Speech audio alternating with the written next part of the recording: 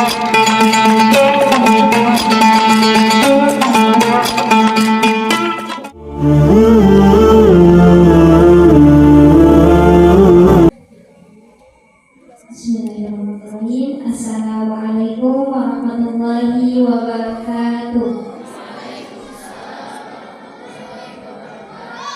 Alhamdulillah rabbil alamin wa bihi nasta'inu ala umuri dunya waddin. Wassalatu wassalamu ala asyrafil anbiya'i wal mursalin wa ala alihi wa sahbihi ajma'in. Amma ba'd. Pertama-tama dan yang paling utama, marilah kita panjatkan puji beserta syukur kehadirat Allah Subhanahu wa taala yang mana telah memberikan nikmat iman, Islam, ihsan dan kesehatan sehingga kita dapat melaksanakan sholat isya dan tarawih berjamaah di tempat yang insyaallah Allah muliakan. Amin ya Allah ya rabbal alamin. Tak lupa salawat beserta salam semoga tetap tercurah limpahkan kepada baginda alam, yakni habibana wa nabiyana Muhammad sallallahu alaihi wasallam. Tak lupa kepada para keluarganya, tabi'in-tabi'atnya, semoga sampai kepada kita selaku umatnya. Amin amin ya Allah ya rabbal alamin.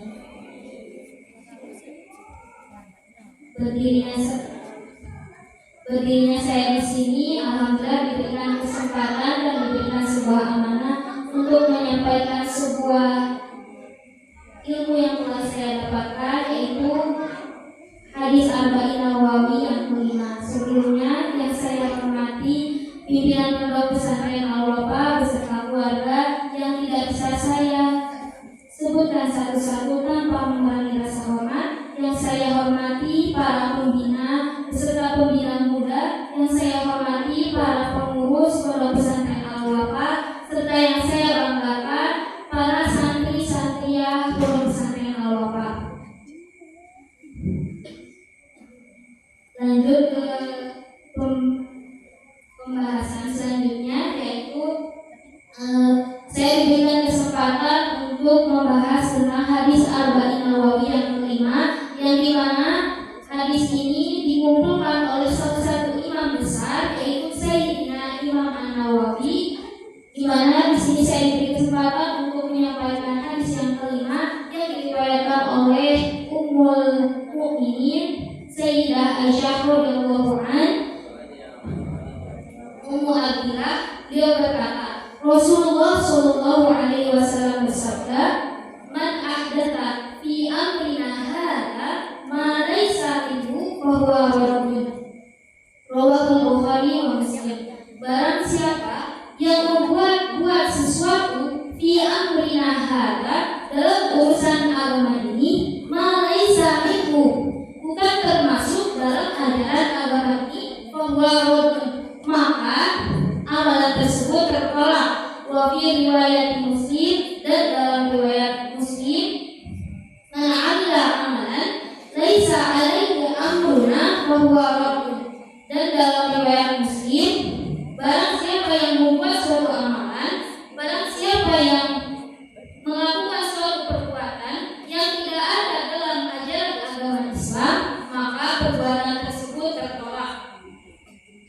Nah, sebelum ke pembahasan selanjutnya, mari kita mendengar sejenak sedikit biografi dari Sayyidah Aisyah radhiyallahu anha, yaitu beliau merupakan istri dari Rasulullah sallallahu alaihi wasallam, putri dari Abu Bakar As-Siddiq. Beliau dilahirkan di Mekah dan wafat ketika usia 66 tahun, dan ketika Rasulullah wafat usia beliau adalah 18 tahun. Otomatis jarak dari wafatnya Rasulullah dan wafatnya Sayyidah Aisyah yaitu 48 tahun. Nah, Sayyidah Aisyah ini juga diberi gelar yaitu Ummul Mukminin. Apa itu Ummul Mukminin? Yaitu ibunya bagi para orang-orang yang beriman. Nah, semua istri Rasulullah ini diberi gelar Ummul Mukminin karena merupakan ibunya bagi orang-orang yang beriman. Nah, karena statusnya sebagai ibu, maka sepeninggal Rasulullah, istri semua istri Rasulullah ini tidak bisa dinikahi, tidak diperbolehkan dinikahi oleh siapapun karena seharusnya sebagai ibunya bagi para orang-orang yang beriman. Masuk ke dalam pembahasan hadis selanjutnya, bahwa Rasulullah SAW bersabda, siapa yang membuat suatu amalan, siapa yang membuat suatu pekerjaan dalam urusan agama, di mana suatu hal baru itu tidak didasari oleh Al-Quran dan As-Sunnah atau tidak bersesuaian dengan ajaran agama Islam, maka amalan itu tertolak. Nah, biasanya hadis ini itu digunakan oleh kita untuk menolak sesuatu yang hal baru yang memang dikerjakan oleh orang-orang yang ada setelah Rasulullah SAW.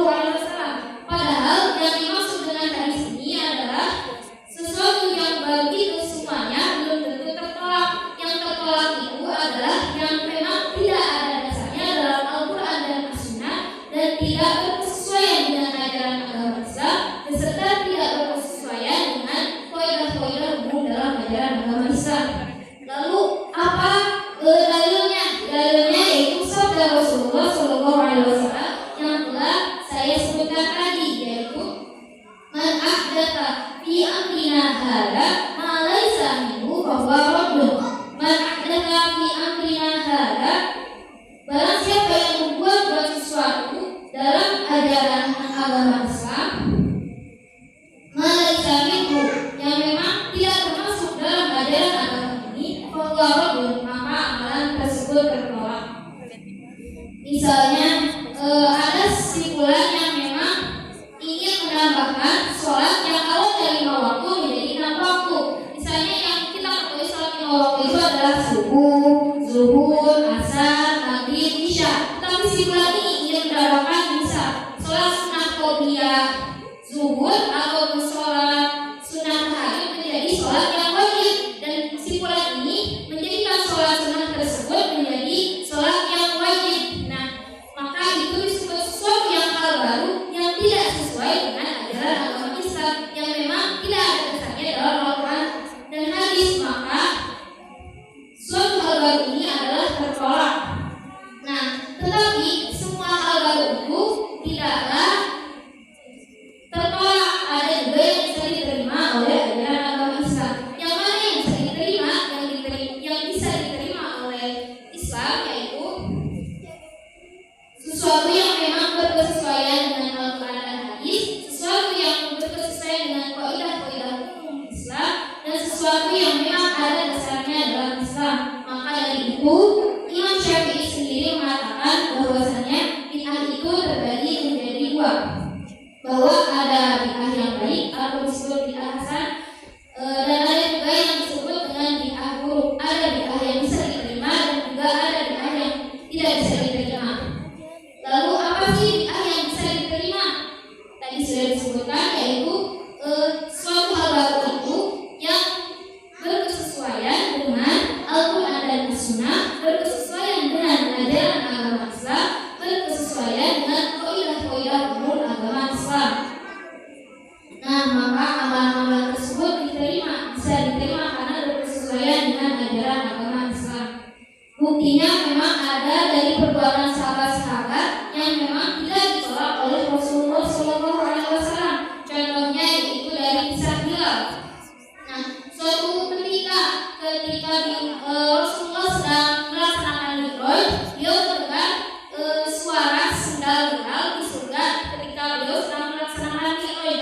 Nah, akhirnya ketika suatu hari Rasulullah bertemu dengan Bilal, kemudian Rasulullah bertanya, wahai Bilal, amalan apa saja yang kau lakukan sampai saya sedang melakukan mi'raj mendengar suara sendal engkau ketika di surga? Nah, kemudian Bilal menjawab, saya tidak melakukan amalan apapun, cuma saya hanya melakukan ketika saya sudah berwudu, saya melaksanakan sholat sunnah 2 rakaat. Maka dari itu, apakah respon Rasulullah ketika menjawab, kamu telah menambahkan suatu hal baru yang memang tidak ada dalam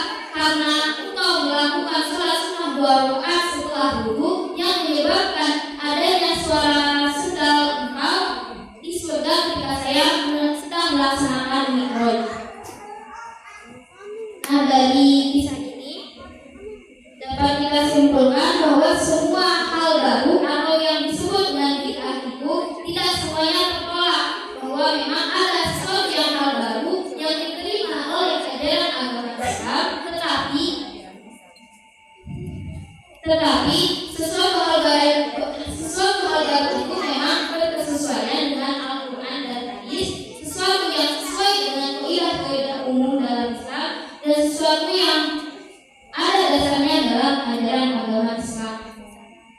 Mudah-mudahan yang sedikit ini ada manfaatnya, bahwa memang sesuatu yang baru itu tidak bertolak, tetapi ada hal-hal baru yang memang bisa kita terima, yang selama ini masih bisa kita sesuaikan dengan Al-Quran dan As-Sunnah. Wallahu a'lam bishawab. Sekian dari saya. Mohon maaf apabila ada kata-kata yang kurang berkenan. Terima kasih atas segala perhatian. Wassalamualaikum warahmatullahi wabarakatuh.